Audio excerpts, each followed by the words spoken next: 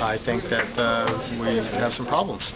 I think that when all of the information's out, I think you realize that the fire department has done what we could administratively, behind the scenes, through labor to reduce our costs as far as we can. We're at the breaking point where what we do now is going to affect our service. And no matter how you cut it, which way you do, they are going to be closing or removing engine companies from our system. And by removing engine companies from our system, our response times will increase. I mean, just be honest. I just want you to be honest with the citizens. There's going to be an increase in our response times. Is it a manageable increase? I wish I knew.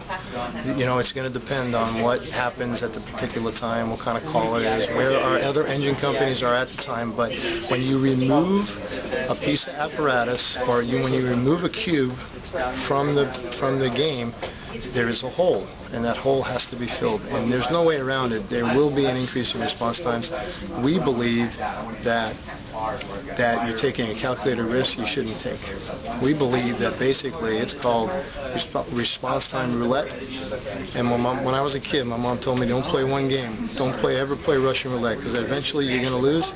And I can tell you, we will do the best that we can, and we'll hope for the best that we can. Well, what kind of difference is in response times? 30 seconds, a minute? You know what? I can tell you that it could go anywhere from a minute. 5 minutes? Well, it could go anywhere from 30 seconds to 5 minutes. It depends.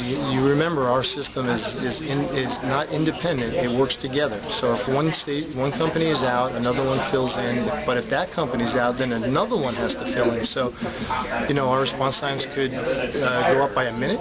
They could go up by 5. So what's your remedy? It all depends. I don't know. So what's your remedy? You'd tell the council not to support management's proposal. What would you recommend?